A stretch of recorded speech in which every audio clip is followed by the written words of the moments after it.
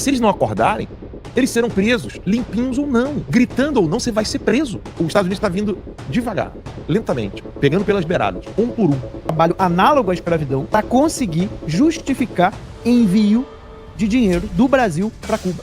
O pagamento era feito do governo brasileiro direto para o regime ditatorial cubano e os médicos no Brasil recebiam seus depósitos via Embaixada de Cuba em Brasília. Que era 15% só do valor do salário deles. Ou seja, o salário deles, 85% ia para Cuba. Temos um vídeo aí do Gaia, então, produção? Pode botar o vídeo do Gaia na bala aí. Olha aí. Pelo amor de Deus! Isso é normal! A gente tá aqui brincando de casinha! Esse Congresso foi dissolvido! Qualquer um que fala alto aqui é busca e apreensão da sua casa, rapaz! Quem você acha que é pra questionar o Moraes? Pelo amor de Deus! A gente fala alguma coisa, ele não acredita, vai e derruba! Então fecha isso aqui! Assuma que é uma ditadura logo! Para de tirar tempo da gente sair das nossas famílias pra vir aqui brincar de casinha! Nunca, na história do Brasil, foi tão importante deputados e deputadas com coragem como agora! Você foi colocado em inquérito, presidente! Eu também fui colocado em vários aqui! Nos prendam, mas nós não vamos parar de lutar pelo nosso país! Em 3 de agosto, milhões de pessoas foram pras ruas! Não foram pra ruas pra apoiar Bolsonaro! É porque elas não aguentam mais o que tá acontecendo e sabem que o Brasil está quase uma ditadura completa!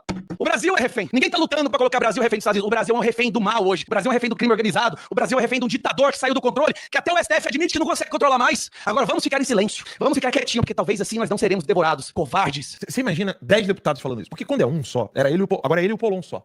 É nesse ponto, gente, que eu falo pra vocês, que quando eu critico, eu falo, Nicolas, os outros deputados Damares me bloqueou. Nicolas me deu um follow. É isso que eu tô falando. Não é pra brigar, uma picuinha. É que se eles não acordarem, eles serão presos, limpinhos ou não. Gritando ou não, você vai ser preso se não fizer nada. Agora é a hora. Vai ficar inelegível. Quando eu critiquei o Cleitinho, é por causa disso. E vai ficar inelegível. Vai ficar inelegível, vai ser preso, não vai. Agora, isso aqui muda. Porque 10, 20 deputados, não tô falando dos 50, são 50 no total lá? Deputados? Do PL. PL tinha, porque assim, como houve muita mudança de partido, terminando as eleições de 2022, eram 99 deputados. É isso aí, eu lembro que era mais de 90. Então, 99. 99. Então você Mas imagina, perdeu alguns. aí você imagina 20, 10 pra baixo, 10 deputados falando, 10, 15 deputados falando isso. O povo vai entender. Porque o que acontece? Quando eu falo que o pau torou, José Pereira tá dizendo que agora são 90. Entendeu? Então, Houve debandada. eu tinha ouvido mas beleza, 90. tem 90 deputados. Mas o que acontece? O Polon falando sozinho, o Polon é extremista. O Gaia falando sozinho com o Polon, o Gaia e o Polon são extremistas. Aí equilibrado é único. Isso é problema. Não é crítica de picuinha minha. A Damares não falando disso, aí o Magno Malta é extremista. O Cleitinho não falando disso, aí o Magno Malta é extremista. Aí o Zé Trovão falando, o Gaia e o Polon, 3 ali. Aí depois, o Marcel Van Hatten vai lá e bota o dedo na ferida e fala, aí o pessoal, não, cuidado, isso é selado porque ele é do novo. Vocês não entenderam ainda? Não entenderam ainda que não é uma questão política mais? Não é uma questão partidária? Não é eu gosto do fulano, então eu não posso falar isso, eu não posso falar aquilo? Pelo amor de Deus, eu falo do Nicolas e do Cleitinho porque eu gosto deles. Gente, olha isso aqui. Eu faço questão de mostrar o tamanho do carinho que eu tenho. Olha isso aqui, produção. Coloca na tela aí, por favor. Bota uma atrás da outra. Quem divulgou pela primeira vez foi o Terça. O Nicolas foi no Terça Livre. Coloca a outra, ele com o microfone do Terça Livre. Tá aí, ó. Um dos primeiros vídeos dele. A minha crítica não é pro Nicolas se ferrar. Eu tô tentando fazer com que ele não se ferre. E todos os outros deputados. O pessoal não entende, o pessoal não gosta. Ah, o Ala tá arrumando picuinha. Não. Assista o vídeo do Gaia de novo e veja se é legal só o Gaia falando isso. Veja se vai dar certo só o Gaia falando isso. Pode tirar, porque o foco não é o Nicolas. O Nicolas tá fazendo um bom trabalho. O que eu tô querendo dizer é necessário botar o dedo na ferida e falar para a população o que o Gaia falou. Como assim não pode criticar, vai ser preso? Isso é ditadura. Vocês já fecharam um congresso. Porque uma pessoa só falando, ele é tido como louco. Duas só pessoas falando, são 2 loucos. 3, são só 3 loucos. Agora 10, 15, 20, não. A coisa muda. A coisa muda. Eu quero mostrar o que eu escrevi ontem. Tô mandando aqui, produtor. Tô adiantando uma pauta lá, como se me permite. Pro pessoal entender a gravidade da situação e como isso é favorável a nós. Porque não é o fim. É isso que eu tô tentando explicar aqui. Porque se dá pra falar, se dá pra explicar pra população, não é o fim. Coloca na tela, por favor. Consegue botar a tela inteira? Se não der, eu tiro um print e você bota a imagem. O bastidores da caça ao programa Mais Médio. Pra que vocês entendam, eu coloquei ali. O Porto de Mariel, em Cuba, é um projeto modernizado com capital brasileiro que foi reconstruído e expandido a partir de 2009 com financiamento de mais de 900 milhões de dólares na época do BNDES durante o governo Lula, ainda Lula, o Lula 2, executado pela Odebrecht. Ele estava na Lava Jato. Como é um porto de águas profundas com capacidade para receber navios de grande calado, incluindo Pulse e Panamax, o local oficialmente é um porto comercial, mas sua profundidade e infraestrutura permitem receber navios militares grandes, como destroyers, fragatas e navios de apoio. Aqui é onde tudo muda. Rússia e China poderiam, tô usando aqui o verbo na condicional,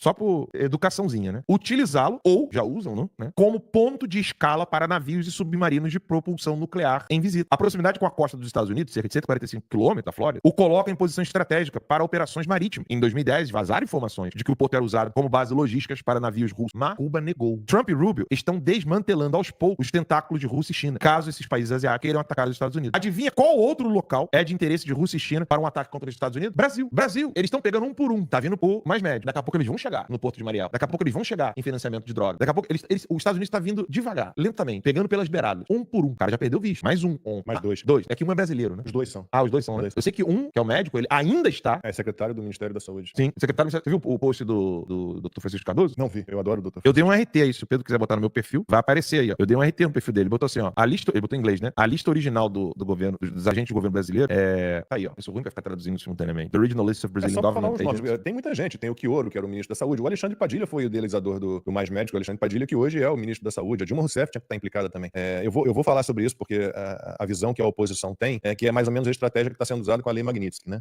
Já pega dois agora, né? E fica de olho nos outros. A Dilma Rousseff, inclusive, seria uma representação de um protesto americano, não só contra o Mais Médicos, né? Que é uma transferência de renda absurda do governo brasileiro para o regime ditatorial cubano, com exploração da mão de obra dos médicos, né? Cubanos, deixavam R$10 mil, recebiam, onde ficavam $400, que eram pagos pela Embaixada de Cuba em Brasília, completamente fora da lei brasileira, toda essa situação. Pessoal, se quiser deixar aí no pausado, produção. Ó. Reinaldo, secretário de Estado do governo Donald Trump, Não, esse aqui é de agora. tomou medidas para revogar Esse vistos aqui é de de vários funcionários do governo brasileiro. O anúncio ocorreu depois que o Departamento de Estado informou que estava impondo restrições de visto a autoridades dos governos africanos, cubanos, granadinos e seus familiares devido a acusações de que eles privaram os cubanos de cuidados médicos essenciais.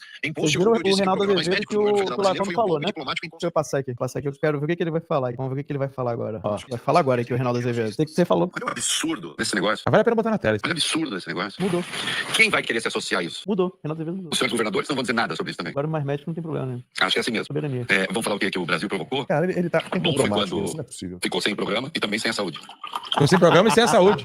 Gente, Tô sem programa e sem a saúde. é a mesma pessoa Que falou que escreveu esse Não, deixa na artigo tela, que eu citei, Pedro, é bom. que escreveu esse artigo que eu citei, desancando o Mais Médicos, tratando Mais Médicos como tráfico de carne humana e apoio a um regime comunista, ao regime cubano. É a pessoa que está dizendo que o Brasil não pode ficar sem o programa e sem mais saúde. É a mesma pessoa. É a mesma pessoa que nessa entrevista comadre, entre ele entrevistando o Lula, com vários elogios de parte a parte, bonitão, musculoso, bronzeado, sei lá mais o quê, é a mesma pessoa em que ouve do Lula a seguinte afirmação: transição de governo do Bolsonaro, para mim, foi muito mais tranquila do que a transição quando eu assumi depois do Fernando Henrique, depois do segundo mandato do Fernando Henrique Cardoso. E aí o Reinaldo Azevedo, que já foi jornalista, que hoje parece que não é mais, não é capaz de perguntar, mas peraí, como é que o Bolsonaro planejava um golpe, queria fazer um golpe e facilitou a transição? Como é que o Bolsonaro planejou um golpe, culminou com o 8 de janeiro, se ele aceitou, a pedido do senhor, nomear antecipadamente os seus indicados para comandar as Forças Armadas, o Exército, a Marinha e a Aeronáutica? Eles estavam todos nomeados com nome no Diário Oficial da União, os anteriores do Bolsonaro foram demitidos, os do Lula assumiram antes da posse do Lula, e o Reinaldo Azevedo não foi capaz de perguntar isso. Sim, o que a gente vai dizer? Ele não foi capaz de realizar, de perceber o quê? Que o golpe, né, não houve, e que a tentativa, por exemplo, que é outra coisa que me irrita e pouca gente fala disso, esse julgamento fajuto, ele tenta fazer uma ligação,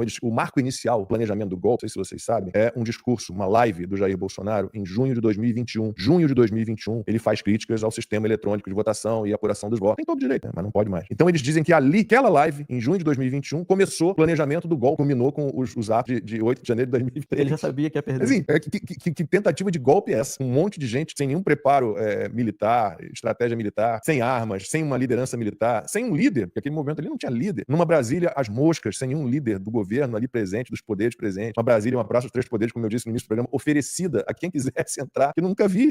Max e Alan moraram em Brasília um bom tempo, eu fui a trabalho algumas vezes, e fui a trabalho no Congresso Nacional, cobri uma vez um evento grande do Mercosul lá, muita segurança, muita chatice para entrar, e aquele dia tava lá, tudo oferecido, um monte de gente estranha. Vocês já viram os vídeos de gente de preta com balaclava, com o rosto coberto, sendo denunciada pelos manifestantes daquele dia, entregue à polícia, gente descendo de rapel pelos fundos, gente que entrou muito antes dos outros, né, e começou o quebra-quebra antes de a turba lá entrar. É triste você ver um cara como o Reinaldo Azevedo entregue a esse papel, assim. Será que um dia ele vai dizer o que aconteceu para que houvesse essa mudança? Eu não sei se ele poderá. Eu aposto num compromisso qualquer, em alguma coisa assim, numa chantagem qualquer. Não é possível que ele tenha mudado dessa maneira. Um cara que escreve um artigo acusando Mais Médicos de ser um programa montado para apoiar uma ditadura, trabalhando com exploração de mão de obra cubana, que ele trata como carne humana, e depois um cara que diz que o Mais Médicos é a garantia de mais saúde para a população. Pelo amor. É compromisso na cara dura, porque tudo isso aconteceu depois que apareceu o áudio dele conversando com a Aécia e a esposa da Aécia sobre propina, né? Eu não tenho memória curta, não. Cara, então se aposenta. Não se aposenta, não ceda a chantagem. Então ele vai. Devem ter obrigado, não. Você tem que continuar e tem que falar bem da gente. Deve ter sido isso. Mas tu não viu que ele chamou o Lula de gostoso? Gostoso. Informação que você tem que gravar, porque eu tive conversando com algumas pessoas ontem, tá? Quando a gente fala isso pras pessoas, as pessoas ficam chocadas, elas não sabem. A informação que você tem que gravar de tudo que a gente falou aqui sobre os Mais Médicos é que 85% do salário que os médicos